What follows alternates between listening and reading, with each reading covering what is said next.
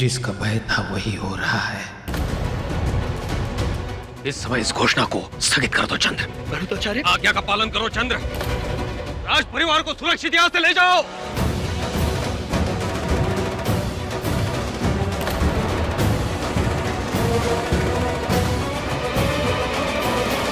आचार्य, मैं कोई पक्षपात नहीं कर रहा। प्रतियोगिता को जीतकर हेलेना ने स्वयं को श्रेष्ठ सिद्ध किया है, और फिर जब उसका मुझसे विवाह हो गया है तो उसका विदेशी होने का तो कोई प्रश्न ही नहीं उठता है।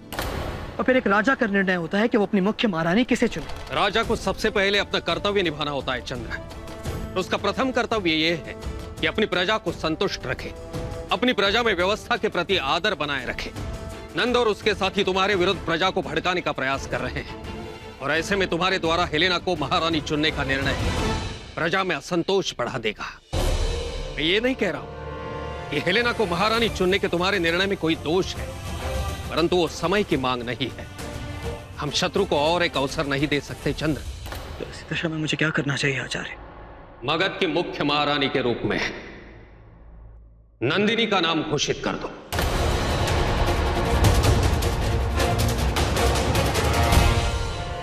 कतई नहीं आचार्य। जिसके पिता मेरे विरुद्ध षड्यंत्र रच रहे हैं, मैं उसकी पुत्री को मुख्य महारानी नहीं घोषित करूंगा।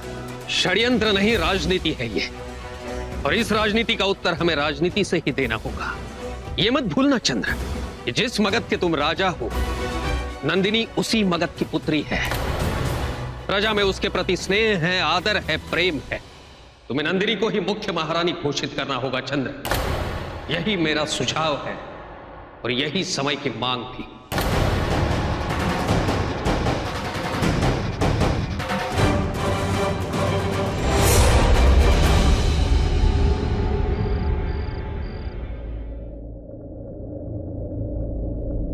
चलो मेरे साथ। कहाँ ले जा रहे हो मुझे चंद्र? कहाँ ले जा रहे हो मुझे? सो तुम मगध की मुख्य महारानी बनने वाली हो। तुम्हारी भी तो यही इच्छा थी। हमें देर हो रही, चलो मेरे साथ। परंतु मुझे मगध की मुख्य महारानी नहीं बनना है। किंतु तुमने तो इतने प्रयत्न किए मगध की मुख्य महारानी बनने के लिए, और अब जब मैं स्वयं तुम्हें सम्मान सहित ये पद दे रहा हूं, तो तुम्हें ये पद स्वीकार नहीं? नहीं, मुझे पद स्वीकार नहीं बनना मुझे मगध की मुख्य महारानी। यदि मैं प्रजा हेतु कुछ करना चाहती हूँ, उसके लिए मुझे किसी पद की आवश्यकता नहीं। मैं मगध की बेटी हूँ,